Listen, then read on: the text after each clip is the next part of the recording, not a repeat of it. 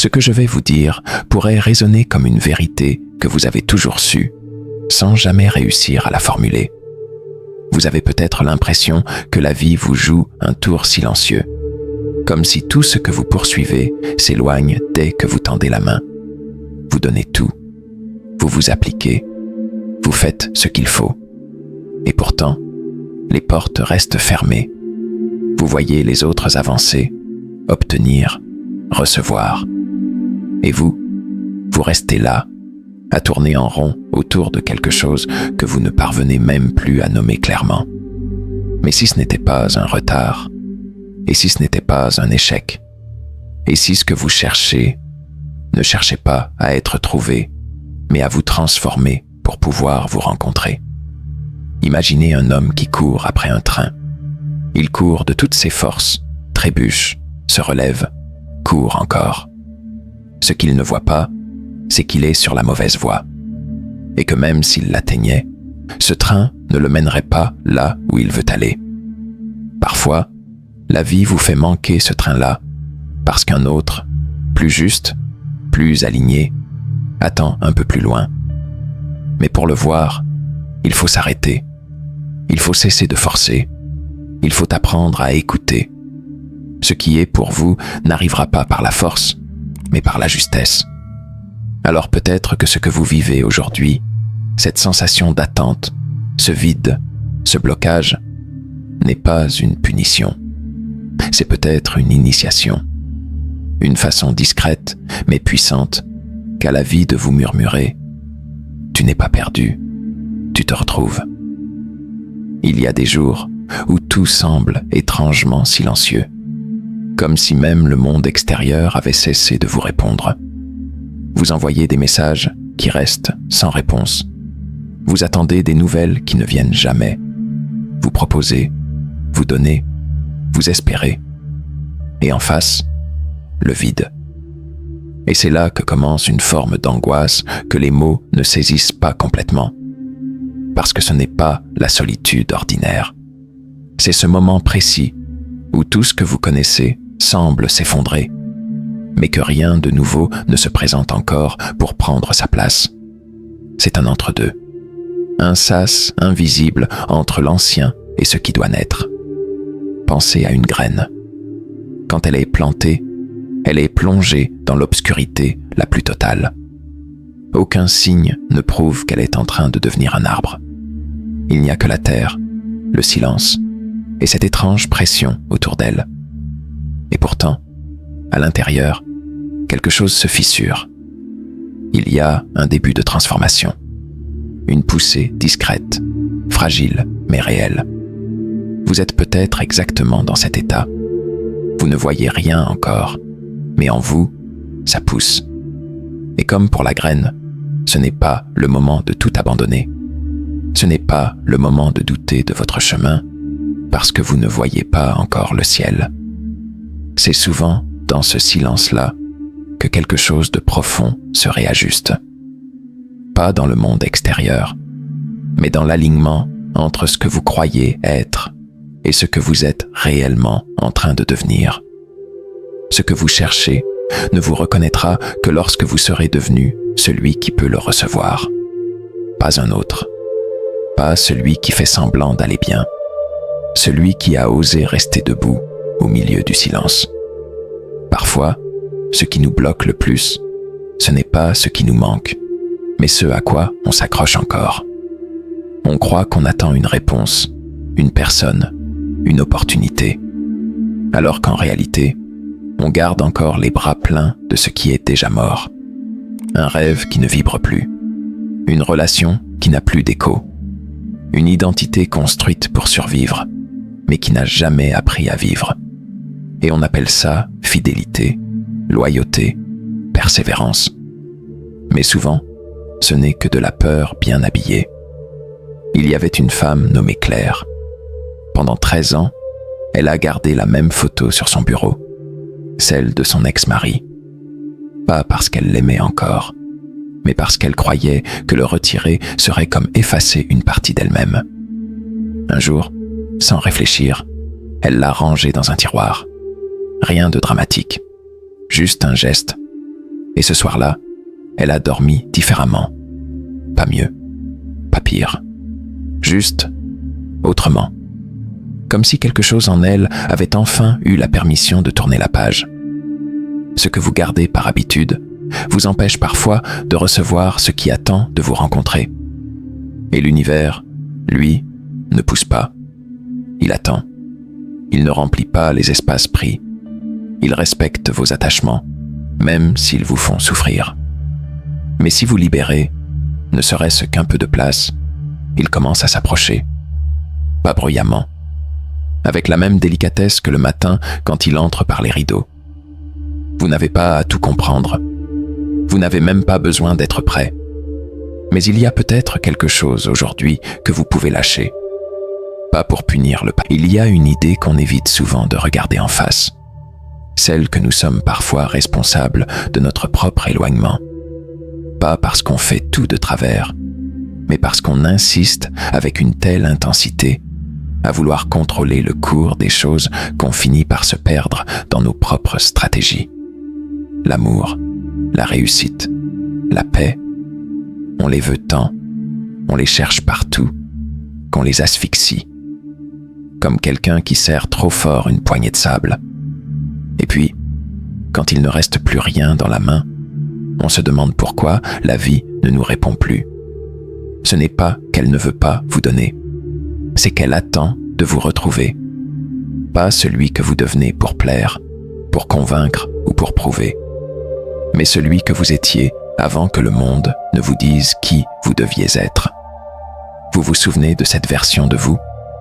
Celle qui n'avait pas peur d'être maladroite, sincère, un peu brute parfois, mais entière. Celle qui n'anticipait pas chaque geste, qui ne calculait pas chaque mot. Cette version-là ne cherchait pas. Elle vivait. Et c'est pour elle que la vie ouvrait des portes.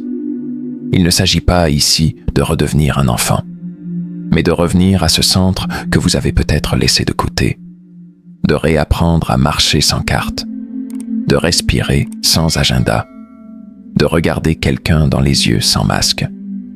L'univers ne vous entend pas seulement par vos intentions. Il vous lit à travers vos vibrations. Et si, au fond, ce que vous désirez ne vous trouve pas, ce n'est peut-être pas parce qu'il est loin, mais parce que vous avez mis trop d'épaisseur entre vous et votre propre vérité. Il est facile de croire que ce qui ne vient pas nous est refusé. Mais avez-vous déjà pensé que ce qui tarde n'est pas en retard, seulement en attente d'un terrain prêt? Ce n'est pas un test cruel, c'est un ajustement subtil.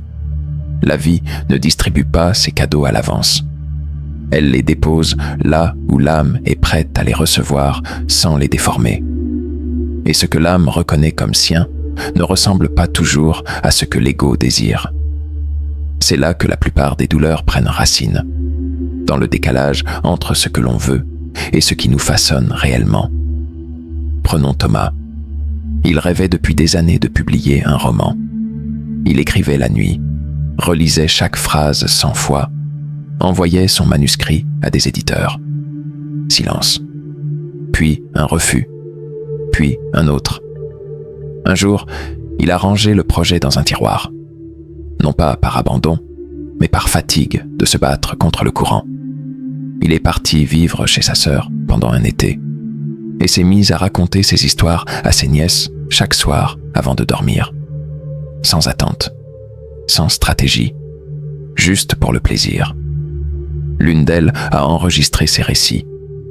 Une amie de la famille, éditrice, les a entendus par hasard.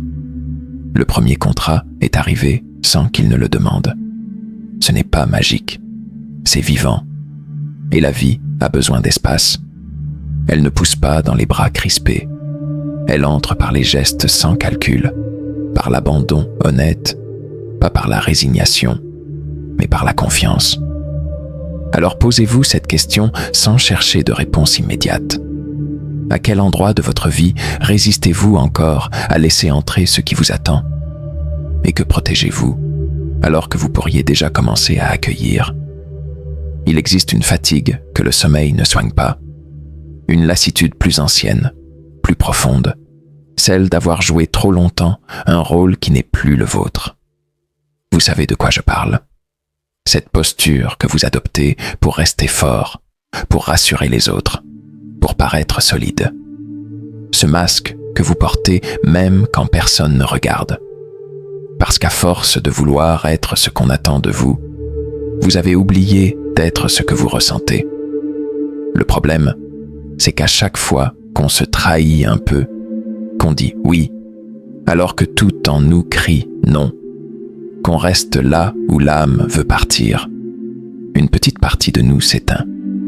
Et la vie, elle, n'ignore pas ce feu qui baisse.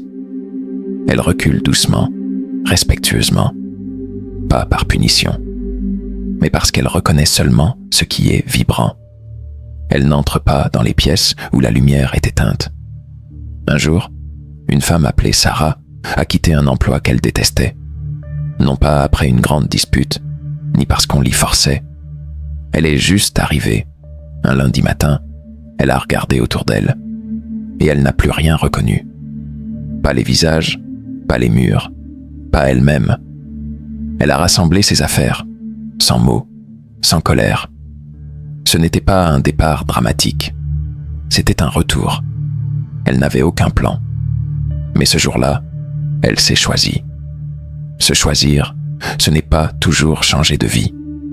Parfois, c'est dire une vérité simple à voix haute. Parfois, il y a des moments où l'on croit avancer alors qu'en réalité, on ne fait que répéter. On change de décor, de travail, de ville, parfois même de visage. Mais c'est toujours la même pièce qu'on rejoue, les mêmes dialogues intérieurs, les mêmes blessures masquées. C'est subtil. On se dit que cette fois-ci, c'est différent. On y croit sincèrement. Mais très vite, une sensation familière remonte. Celle d'être exactement là où on s'était promis de ne plus revenir. C'est comme marcher en rond dans un labyrinthe invisible, guidé non pas par le cœur, mais par l'habitude. Et l'habitude a un goût rassurant. Elle nous donne l'impression de contrôler. Pourtant, elle nous maintient liés à ce qui nous rétrécit. Carl Jung disait que ce que l'on ne rend pas conscient revient sous forme de destin. Alors tant que vous ne regardez pas ce que vous fuyez, il reviendra. Sous un autre nom, un autre visage, une autre opportunité. Je pense à Malik, un homme brillant qui avait changé 4 fois de métier en 10 ans. À chaque nouvel emploi, il espérait enfin se sentir à sa place. Mais à chaque fois, au bout de quelques mois, la même démotivation, le même mal de ventre le matin, les mêmes conflits larvés. Ce n'était pas le métier qui posait problème. C'était cette croyance, héritée de son père, qu'il devait toujours prouver sa valeur. Peu importe où il allait, il emportait cette idée avec lui, comme une valise trop lourde. Et vous, quelle est cette valise que vous portez encore sans vous en rendre compte? Peut-être qu'il est temps de vous demander si vous changez vraiment, ou si vous ne faites que déplacer l'ancien vous dans un décor un peu différent. Tu crois peut-être que pour que la vie change, il faut bouleverser l'univers entier, qu'il faudrait tout refaire, repartir de zéro, renverser les murs. Mais ce n'est presque jamais comme ça que ça commence. Le vrai changement, celui qui déplace l'intérieur, débute souvent dans un détail minuscule. Un choix que tu ne fais pas comme d'habitude. Une parole que tu retiens alors qu'avant tu l'aurais lancée comme une arme. Une invitation à laquelle tu dis non, non pas par peur, mais par clarté. C'est dans ces gestes presque invisibles que ta fréquence commence à changer. Et cette fréquence, elle parle, elle attire, elle repousse, elle filtre. Le monde entier continue comme avant. Mais toi, tu vibres autrement. Et même si l'extérieur tarde à le refléter, quelque chose a déjà basculé. Tu le sens dans la manière dont tu réagis. Tu ne cours plus derrière les gens comme avant. Tu ne mendies plus une place dans une table où tu n'es pas accueilli. Tu ne forces plus des conversations qui t'éteignent à chaque phrase. Quelqu'un, récemment, m'a dit qu'elle avait arrêté de sourire machinalement. Ça peut paraître ridicule, insignifiant. Et pourtant, ce simple acte lui a permis de remarquer à quel point elle jouait un rôle partout où elle allait. À partir de là, tout a changé. Pas parce qu'elle a décidé de devenir une autre, mais parce qu'elle s'est autorisée à redevenir elle-même. Il ne s'agit pas de faire du bruit. Il s'agit d'écouter ce qui, en vous, a trop longtemps été réduit au silence. Parce que c'est ce silence-là qui contient votre vérité. Et que c'est par là que ce qui vous appartient commence doucement à revenir. Il arrive souvent que l'alignement intérieur exige des sacrifices. Ce que l'on pensait essentiel, ce à quoi l'on s'accrochait, doit parfois être lâché pour que quelque chose de plus grand prenne sa place. Les relations, les habitudes, les lieux qui ne résonnent plus avec notre essence doivent être laissés derrière. Pour soutenir cette approche, les études modernes et les recherches sur le bien-être, comme celle de Joe Dispenza en neurosciences ou les travaux de Harvard sur les relations humaines, confirment cette vérité. Pour être véritablement heureux et aligné, il est crucial de se séparer de ce qui nous tire en arrière. L'authenticité, la vraie transformation, commence là où les anciens schémas cessent d'exister. Et c'est à ce moment précis que nous commençons à attirer ce qui nous appartient vraiment. Les études scientifiques vont dans le même sens, en soulignant l'importance de ce processus de lâcher-prise pour notre bien-être. Joe Dispenza, avec ses recherches sur les neurosciences, explique comment notre cerveau est modelé par nos pensées et nos émotions. Lorsque nous nous accrochons à des schémas anciens ou à des relations toxiques, nous restons enfermés dans un cycle de pensées limitantes. L'alignement intérieur, quant à lui, passe par un changement profond de notre fréquence mentale et émotionnelle, un détachement des croyances obsolètes qui nous entravent. Le travail de Harvard sur le bonheur met également en lumière une réalité clé. Nos relations, et plus encore, la capacité à dire non à ce qui nous nuit, sont fondamentales pour notre épanouissement. L'alignement n'est donc pas simplement un retour à soi, mais aussi un acte de discernement. Ce discernement nous pousse à faire le tri dans nos vies, à reconnaître ce qui est bon pour nous et à avoir le courage de rejeter ce qui ne l'est pas. C'est un processus continu de purification, d'ajustement et de prise de conscience. Il devient clair que ce qui nous attend lorsque nous choisissons ce chemin d'authenticité n'est pas simplement une réussite extérieure, mais une sérénité intérieure durable. Ce détachement conscient, loin de signifier une perte, est en réalité une libération. La peur, ce sentiment qui souvent nous pousse à nous accrocher, est remplacé par la confiance en l'invisible, en ce que l'on ne voit pas encore, mais qui est déjà là, prêt à se manifester. C'est cette confiance, plus que l'effort acharné, qui devient le moteur d'une transformation véritable. Ainsi, en laissant partir ce qui ne nous sert plus, en osant faire de l'espace pour ce qui est aligné avec notre vérité intérieure, nous permettons à la vie de nous offrir ce qu'elle a de meilleur. Ce processus peut sembler long, parfois même inconfortable, mais chaque étape de détachement est en réalité une ouverture vers un potentiel plus grand. Il ne s'agit pas seulement de changer des aspects extérieurs de notre vie, mais de transformer notre relation avec nous-mêmes et avec le monde autour de nous. Les études sur le bonheur et la neuroplasticité, notamment celle de Joe Dispenza, montrent que lorsque nous opérons ce changement intérieur, nous influençons directement notre cerveau, notre santé mentale et physique.